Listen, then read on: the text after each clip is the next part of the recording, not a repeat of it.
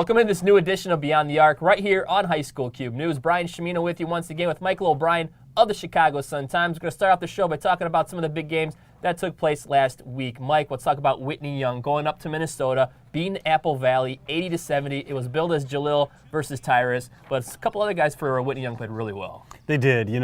Miles Reynolds had another big game. They only played 5 guys, just the starters, so they all played pretty well considering they got a win.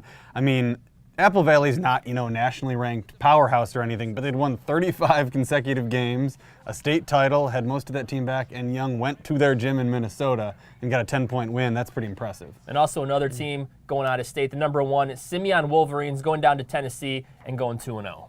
Yeah, I don't know what's going on with Simeon and this Memphis stuff.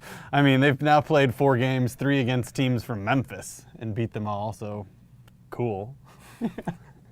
Also, this past Saturday was the East Suburban Catholic Conference versus the Chicago Catholic League showdown. And we're talking about the big story out of there, Mike. Fenwick upsetting number 15, Benet Academy. Hiring Rick Malnati is paying dividends for Fenwick. But Mike Smith, the sophomore, is playing really well. Oh, he totally is. They've got a really young underclassman backcourt that was supposed to keep them from doing much this year. They got Dan Dwyer, some really good big men as well. But the kids are just coming along amazingly well. They guarded Bennett's threes. And when Benet can't hit threes, they can't beat you.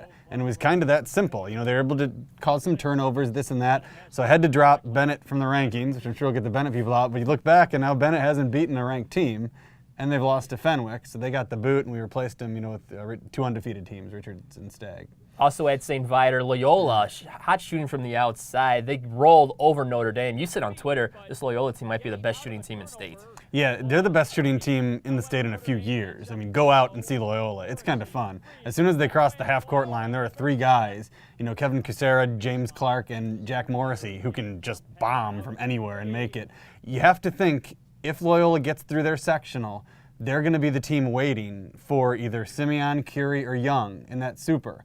And that team will just have come off, a really rough matchup, Simeon versus Curie or Young. And if you run into a hot shooting team in that super, it could be kind of interesting, in March with Loyola. And the main event in that showdown, St. Viator rolled over St. Ignatius. But the story is Roosevelt Smart, one of the top juniors in the state, had 19 points. But even outside this game, he's just been killing. Yeah, Smart and Ori Arogandati both looked tremendous. I'm gonna attribute it a little bit to the fact that it was their gym. Sometimes when you see teams shooting in their gym, they look great, and you see somewhere else, they're just okay. That said, though, they're able to score in such a variety of ways. Both of those guys, can hit the 3, they can get to the basket, they can hit the mid-range jumper. That makes it really hard to defend when you have all those 3 options, and you have 2 guys who can do that. So that was impressive. They're gonna get Mark Felatico, their point guard, back maybe in a week, maybe 2 weeks. That'll be a really huge shot in the arm for them.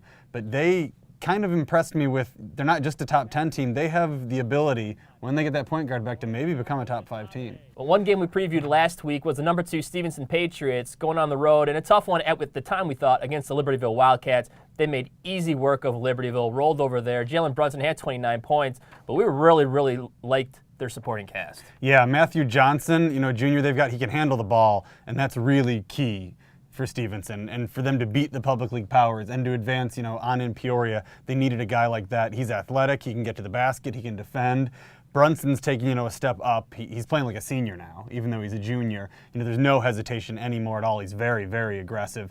That team, there's no doubt in my mind they could win the state title. We did have a couple of really big individual performances to mention. Cliff Alexander, Dunbar, not a powerhouse, but the line he put up against Dunbar, 30 points, 24 rebounds, 15 blocks. That was just staggering. And then on Saturday, up in Lake County, one of the top juniors in the state we never really talk about, Evan Boudreau from Lake Forest, 39 points, 15 rebounds. That was a career high for him. He added an offer from Bucknell after that game, actually. Yeah, Boudreau and Lake Forest I'm interested to see.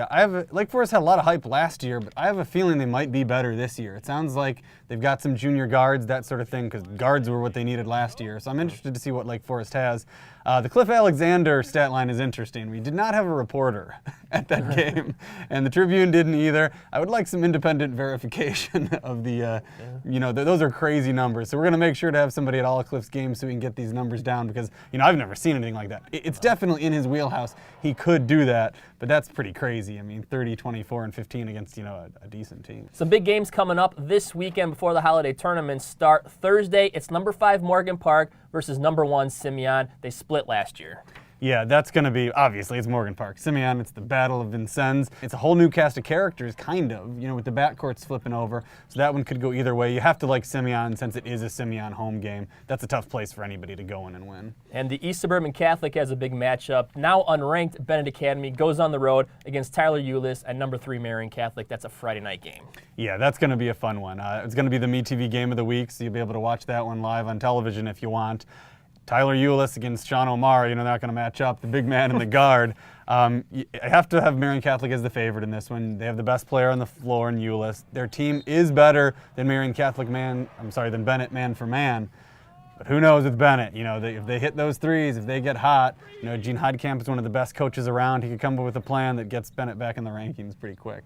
And the Proviso West Holiday Tournament tips off this Saturday at 3:30. Tune in to High School Cube News later in the week for a full holiday tournament preview show with myself and Mike. We'll talk about Proviso West, we'll talk about Pontiac, and the McDipper right here on High School Cube News. That'll do it for this edition of Beyond the Arc. For Michael O'Brien, I'm Brian Chimino. We'll see you guys next time.